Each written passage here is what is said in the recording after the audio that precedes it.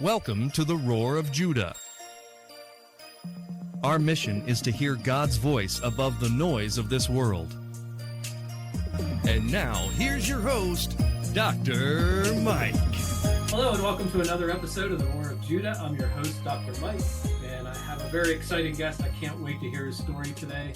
Matthew 7:15 tells us to beware of false prophets, that outwardly they can dress as sheep, but inwardly they can kind of come as wolves, trying to really devour us. And I think in my own journey, I grew up in a very works-oriented church. I remember in second grade in my religion class at the church, we had to bring baby dolls and we had to practice baptizing these baby dolls, because if they weren't baptized, if we ever saw a baby that was dying, we should go put water on it and baptize it, because without that, it might not get to heaven, which created a very obscure view of God. You think the Bible tells us to have a fear of the Lord, where we're supposed to have this holy, reverent fear.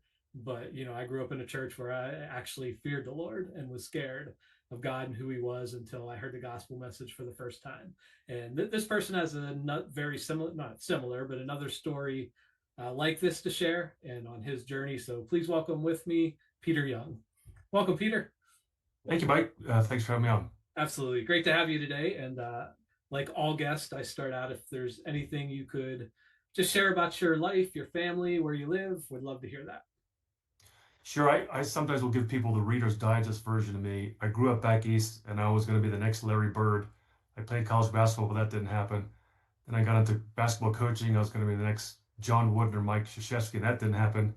Then I got into sports broadcasting, and I had a nice career, but I thought I was going to be the next Bob Costas. That didn't happen.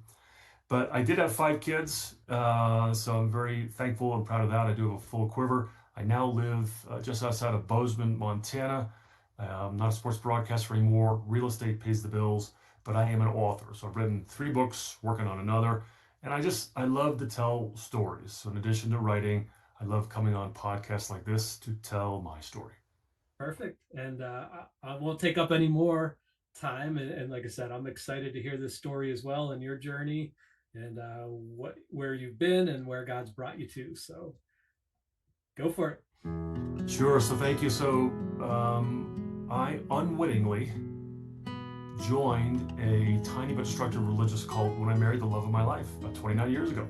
So I was in Pocatello, Idaho. I was doing the 6 and 10 sports for the local ABC affiliate, and mid to late 20s. And I had asked the Lord, to introduce to me this tall, beautiful, athletic Christian woman that I could one day marry. Well, at a singles Bible study in Pocatello, I met someone just like that. I call her Paige in my memoir that describes my journey. And, I fell in love with this woman fairly quickly.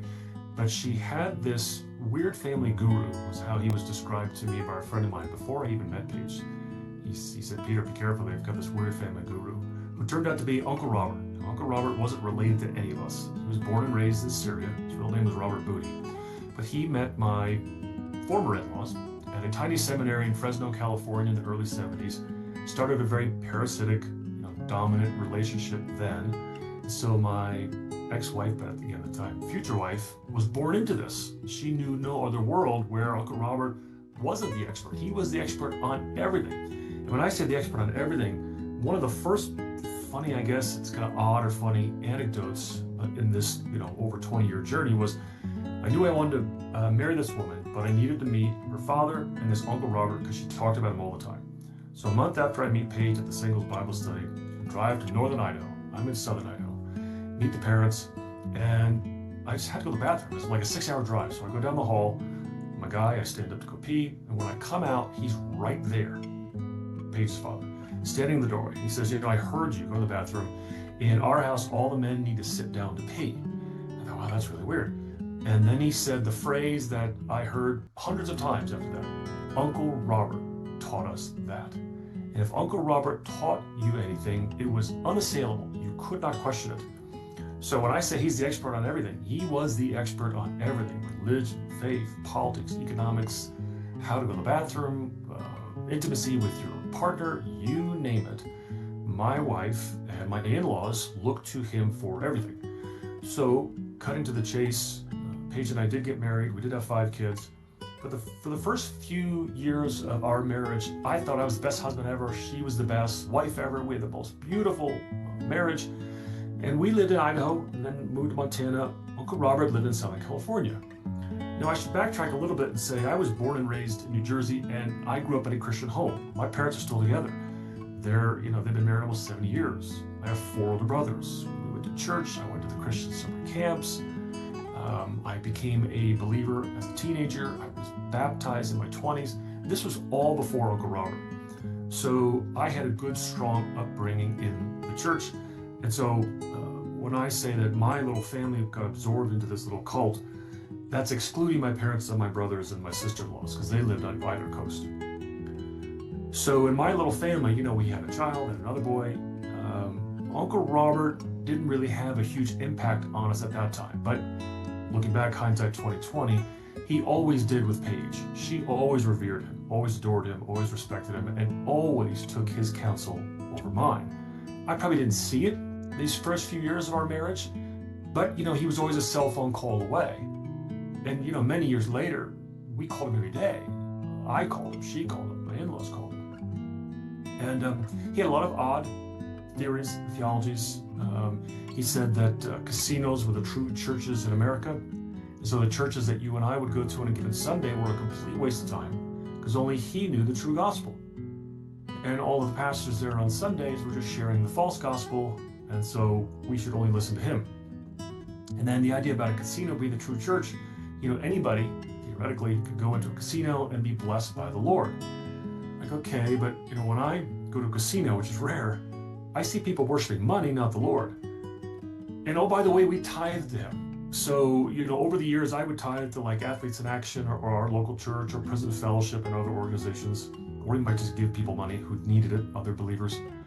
But eventually, we started all tithing to him. And our cult was small, so Uncle Robert wasn't getting rich off of us. It would have been Paige and I, my in-laws, one of Paige's brothers, a couple other people, and that's it. Everyone on Paige's side of the family had been either absorbed into the cult or shunned, because you either supported Uncle Robert and trusted him implicitly, or you were like the swine. We were not to share our pearls with you. So many of Paige's family, sister-in-law and brother-in-laws to me, were shunned. Didn't see them for the longest time. So we would send our tithe money to him. He loved to go to casinos. That was his true office. And I remember shortly after 9/11, he said that Roosevelt was a Jew and Truman was a Jew and 80,000 people died on 9/11. It was all a Jew's fault. So, this very kind of long and complicated history in his mind all goes back to Jacob and Esau, where Jacob becomes the 12 tribes, which becomes modern-day Christendom. Esau becomes Edom, which is all biblical, and then Esau becomes Edom, which becomes modern Jewry. So every, snowstorm that you're suffering through right now, Mike, plane crash, you name it, was a Jewish conspiracy to get the birthright back from Judah, who stole it. And one thing I should point out, that with cult leaders, don't start out spouting utter nonsense and lies. They start with the truth, and then they slowly but subtly twist it and pervert it. So if you miss-hit a golf ball by this much, right now, when I play, I miss it by that much. But if you miss-hit a golf ball by this much, 100 yards down the fairway, it's way off to the left or way off to the right, nowhere near where you intended it to go. Well, Uncle Robert, to continue the analogy, would read to us from the Bible. And he knew his Bible. But he would give each and every verse his little twist, so that 5, 10, 15 years down the road, I believe we're nowhere near the gospel. So all of this is going on. In the first few years of our marriage, I thought, well, this guy's nuts. I didn't want anything to do with him. But I was the frog in the pot of boiling water. I went along to get along with my wife. I remember after his comments about 9/11 and really being introduced to his raving hatred for Jews and Zionism, I thought, honey, when I told her later that night, I don't think this guy is who you think he is. I think he's a danger. We should have nothing to do with him. And I never followed up, and I never continued that line of thinking. She never brought it up again. And again, I look back and think, well, if I had pressed the issue, would my wife have left me then? Maybe. I don't know. So then fast forward a few years, we would have conferences once or twice a year. He was in Southern California. We were in Idaho, Montana. He would come up to Northern Idaho, and our conferences where, you and I sit down, Mike, it's over a cup of coffee, or we'll have a meeting. But with Uncle Robert involved, it was a conference, because everything he did was more important and special. And we would have those a few times a year, and that's where we would, be fed his pearls of wisdom. And we weren't sharing Uncle Robert and his pearls of wisdom. We did not go out of our way to bring in converts. It was kind of the exact opposite.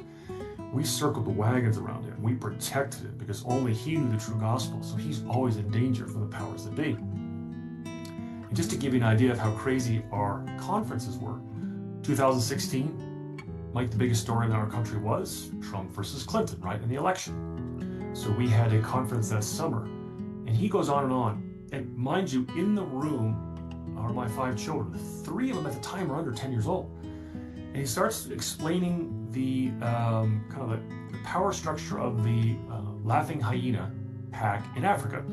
And in that pack, it's the female who is dominant. The female who has given birth several times is the dominant animal, not the males.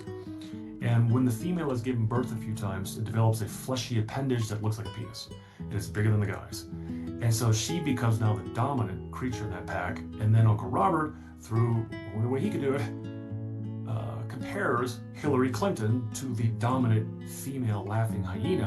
And if she's elected president, all the male leaders around the world will figuratively lick her groin just like the males do in the hyena pack. It's disgusting, right? And it's only he could get away with it. Like, if you were in my living room, Mike, and you started sharing that story, I would have said, stop it, or get out. I've got kids here.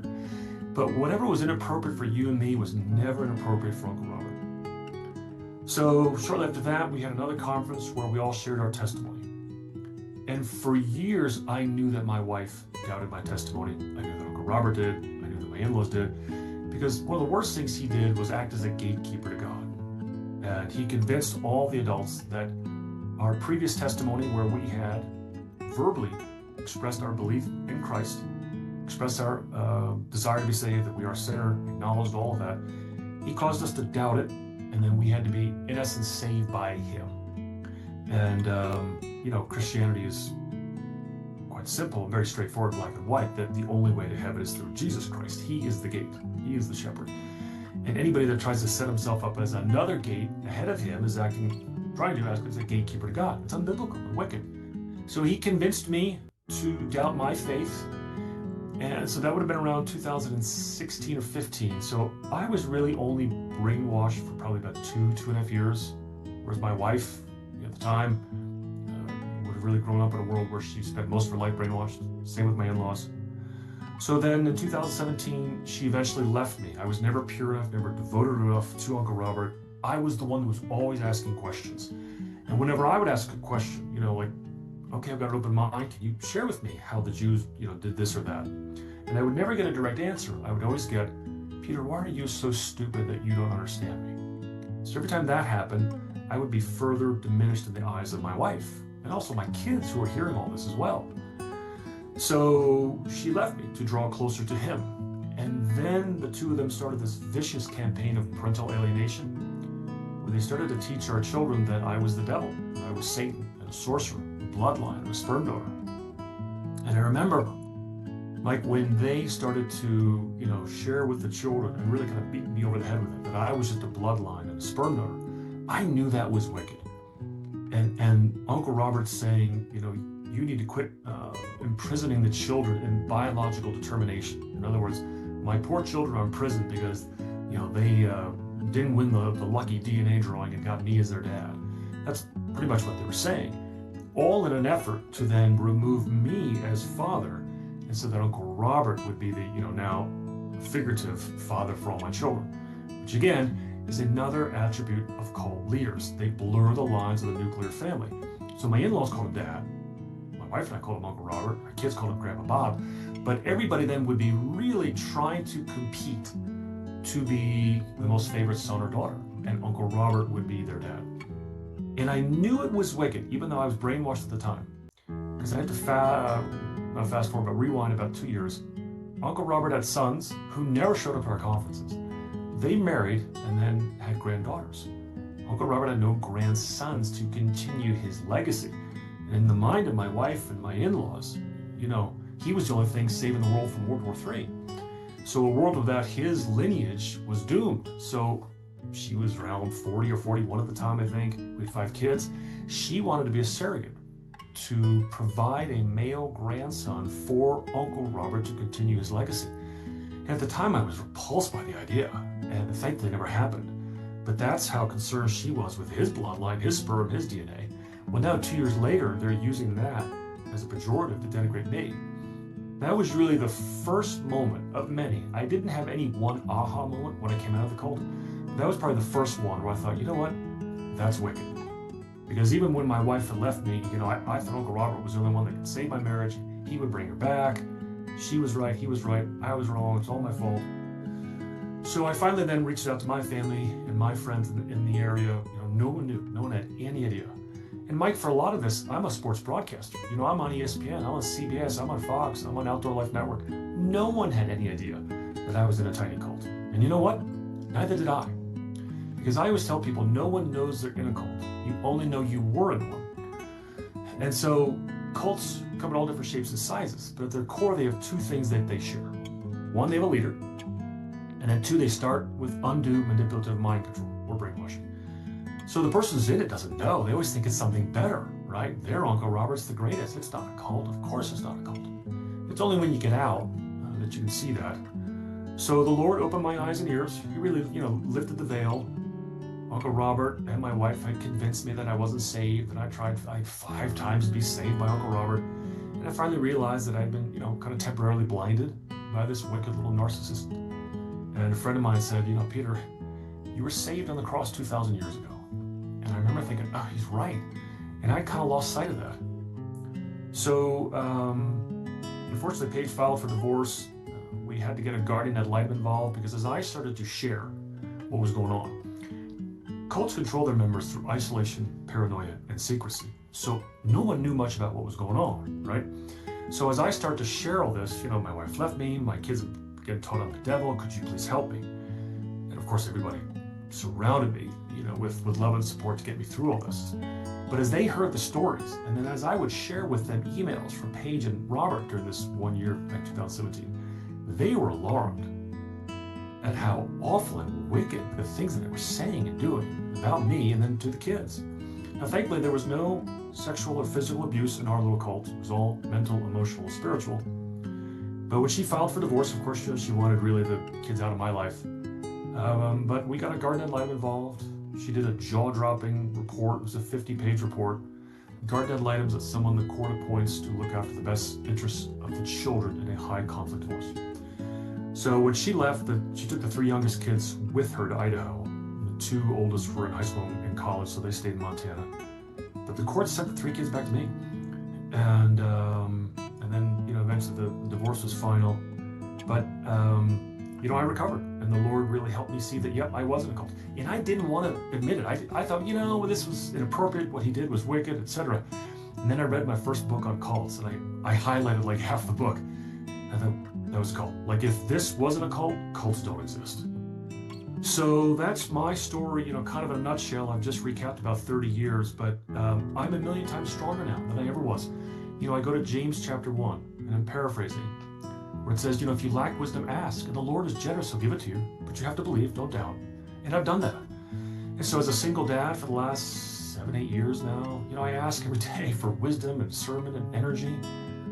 And, my kids now at least have seen or heard my side of the story, which is another reason why I wrote my book. But cult influence is very destructive, and it's going to take a long time, really, for all of that to really be unwound. I have a good relationship with a few of my children. For the other children, it's a work in progress. But, parenting's a marathon, not a sprint. And so now that I am 1,000,000 times stronger, I don't walk around on eggshells around a wife that I'm intimidated of and afraid of, because that's what I was with Paige. And I'm no longer, constantly going to a family guru to, ask for advice. Is my every thought and deed pure, or is this right or is this wrong? Which is what I did with Uncle Robert. We have victory in Christ, right? But with a cult leader, you'll never have victory. They will always make you experience doubt, another way in which they control you. So in that regard, it's really a victorious story that I share. My book, and then again, if I fill in the details with you, we can take a long time. It's intense. There's a lot of bizarre, intense stuff. I think once you start my book, you can't put it down. But again, in the end, it's victorious. So that's why I share my story, because I don't want anyone to go through what I went through. The journey in and out of a tiny cult is awful. You don't want to experience it, trust me. And the big question that comes to my mind, as a licensed counselor, like how many people have gotten tied into something like you were tied into. And, as I work with a parent or a brother or sister, trying to navigate like how they approach the situation, should I just say, hey, you know what, you're in a cult, like you need to get, kick some sense into them, or should I just come alongside them and love them and be a light for them and hopefully pull, thinking back to when you were in the middle of this, Right. what is the best thing people who loved you that were outside that situation could have done for you to help you kind of open your eyes and realize what was going on? Yeah, that's a great question. I've been asked a question like that probably hundreds of times, but never the way you put it. So as a counselor, good job. Again, what I always say is that the person who's in it doesn't know. No one ever knowingly says, hey, Mike, I'm going to join a cult. This is great. I'm in a cult. They always think it's something else. They always think they're joining something else. So it's the person on the outside. And, if one of my family members, so again, brothers or my parents who was on the outside looking in, it would have been hard for them to really penetrate that shell. Really, the only way it could have been accomplished is if I had been removed from the cult. Now, my wife would come with me, but let's say we went instead of a week-long vacation, a month-long vacation. And all of my brothers and sister-in-laws, my parents knew what was going on, and they talked about it and prayed about it for it and said, okay, let's try and help Peter and Paige get out of this. Maybe that would have worked. Cult leaders, they really prey on the vulnerable. So the important part about my story is I was vulnerable because I love my wife. My wife believed everything he said. So I don't know, well, the Lord can do anything, but I don't know if she'll ever be able to come out of it. Again, the Lord can do anything. But for me, that's how I was vulnerable. That's why I would have been so defensive, because I knew deep down, if I had to openly admit to my wife, to my in-laws, hey guys, he's wrong. Uncle Robert's a nut job. He's a narcissist. He's leading us astray. We need to get out. What would have happened was, you need to leave, Peter. And I knew that, right? And then, again, that's exactly what happened. I don't know if that answers your question. I guess the short answer is it would have been hard. Yeah. And part of it, I love your answer, because I'm guessing, if I was interviewing 50 people who were once in a cult and got out of a cult, how they got out, I'd probably get 50 different answers. Right. So I don't know, if there's one, here's step 1, step 2, step 3, and that's going to get your family member out of the cult. But the one thing I think we can both agree on, you want to pray for that person. Right. And ask God for the wisdom, do I need to confront them? Do I need to just love them? And knowing that there's just no perfect formula that is going to do it, and you definitely need God to step into that. The way I would say it, Mike, is that there's a lot of, so again, I've read a number of books now, so I'm not the expert on cults. I'm the expert on what I experienced in my cult, but I have done a lot of reading and research on cults. And what often comes up is the idea of coded language. So you could remove the cult leader from the person's life, but the other people who are in the cult do a very good job of, kind of reining that person in. So if, Mike, you're trying to get me out of the cult, and I'm starting to go out, I'm starting to see it, my eyes and ears are starting to be open, you and other people would be able to rein me back in with coded language from the cult leader. And that would trigger something in me that it would cause me to doubt. I get fearful, so I get sucked right back in. And so really one of the ways to help people, get removed from the cult, and maybe this is where it can happen 50 different ways, is that you have to somehow remove that coded language. So you have to remove, me, whoever's in the cult, from not only the cult leader, but all the other people that can then unwind and undo the good work that you have done. Another way to give an analogy to it, if it's what I'm saying still a little confusing, let's say you give me a book written by Uncle Robert, and it's 300 pages long. And, let's say there's a book that's 300 pages long, and Uncle Robert only wrote one paragraph. And if you had me read that book, I'll find the one paragraph written by him. That's how unique his voice is and how I was able to recognize it. That's the power of the cult language, of the coded language over the person in the cult. And how does, like, is Uncle Robert still around? Like, are your kids connected in any way? And how do you navigate like that relationship? Very difficultly, very diplomatically. Uncle Robert would be in his early 80s. I have not had any contact with him since 2017, when the Guardian ad litem report came out that sent the 3 children back to me, the 3 youngest, because the 2 oldest ones were, over 18. It said, the kids are gonna live with Peter, and they must not have any contact with Uncle Robert. So, and I have upheld that. And I let him know, don't come anywhere near me with the kids. But I know he still has sway over Paige and my in-laws, because the court battle's still going on, so it's pretty obvious. In terms of my 2 oldest boys, they're on their own, they're in their mid-20s. I hear from them a little bit, not much. I can send a text and they'll reply, Merry Christmas, you too, that kind of thing. So I don't think they have any contact with Uncle Robert. It's more a question of the parental alienation was so severe that they still feel like I'm wrong and Mom is right. It's gotten better, slowly, but it's taken a long, long time. Yeah. And in your experience and journey, coming from being inside the cult to outside, is it kind of like a light switch where it was all in one day and something just turned the light off and you realize, or was it more like a dimmer switch where little pieces came and it was like a process? Yeah, it was more like, the dimmer that does this. There was never no one road to Damascus type moment that Saul and then became Paul.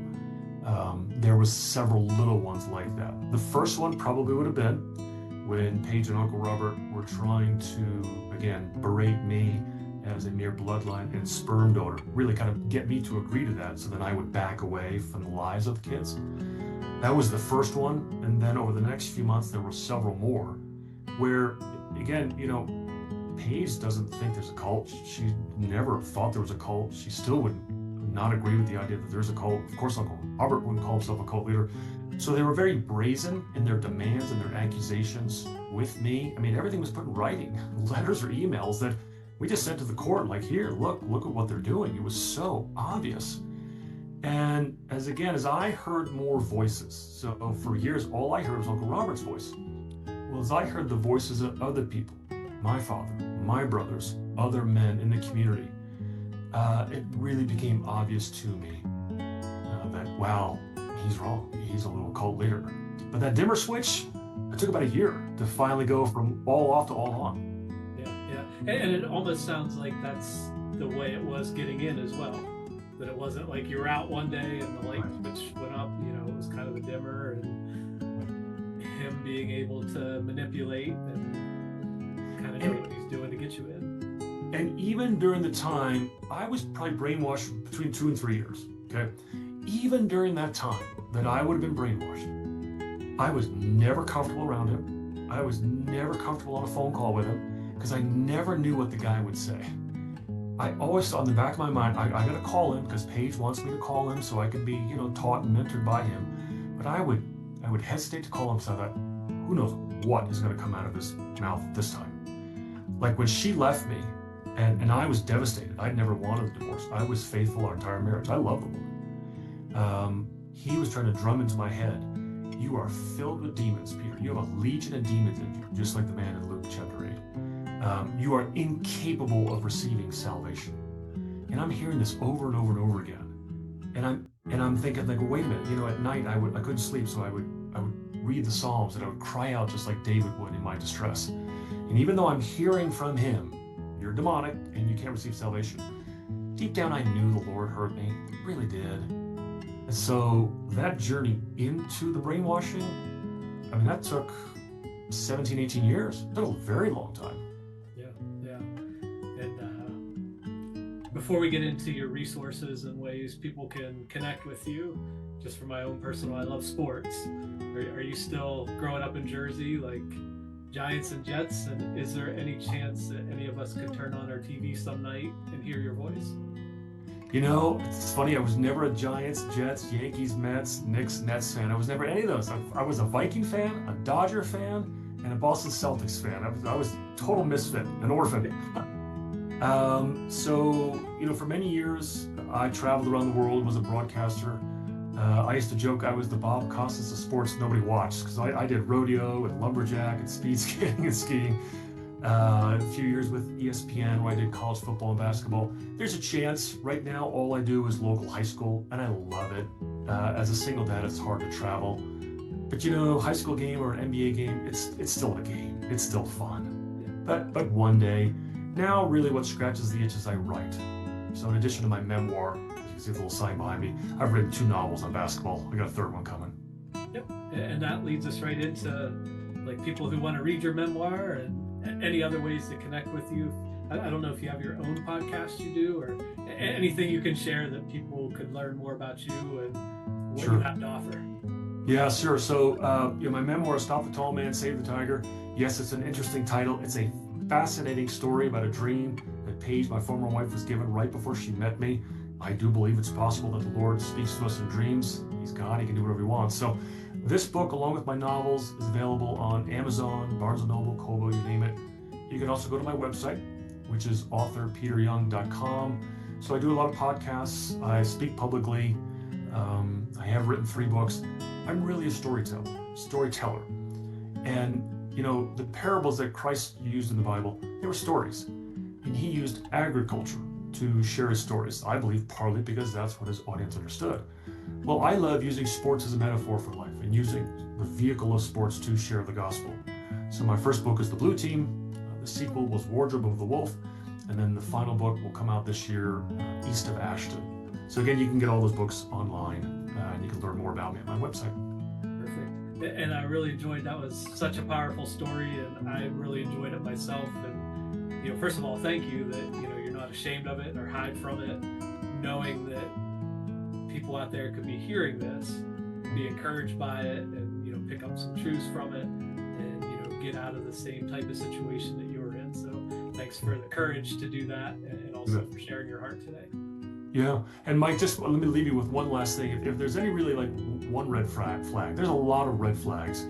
If you have someone you know and love that might be headed down the road, either into a cult or an inappropriate relationship, the biggest red flag is that someone you know love is now changed their historical communication. So they stopped showing up to Bible study or Friday night bowling or beers or book club.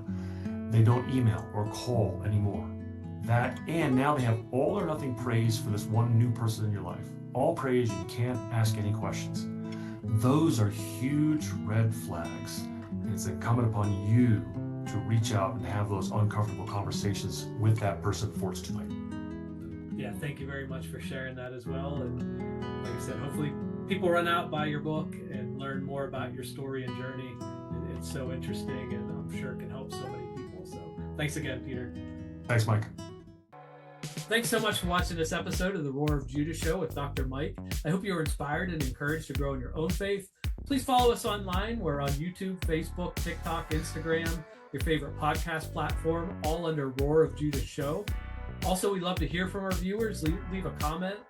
If you want to email us, we're roarofjudahshow@gmail.com. You can also visit us online. The website is www.roarofjudahshow.com. On there's a link to our online store. I'm a licensed professional counselor. I specialize in anxiety treatment. You can find my Freedom from Anxiety video program that's already helped thousands of people. Also, I have a 90-day Freedom from Anxiety devotional book. We also have all kinds of merchandise to help you share your faith, and I hope you'll check that out. We also believe that we all have a story that declares God's glory. If you'd like to be a guest on this show, we'd love to have you. On the website, towards the bottom, there's a little form that you can fill out, and we would love to hear your story. So may the Lord bless you, may the Lord keep you, may his face shine upon you as you let your light shine, so others would see your good deeds and worship your Father in heaven. This is Dr. Mike signing off. Until next time.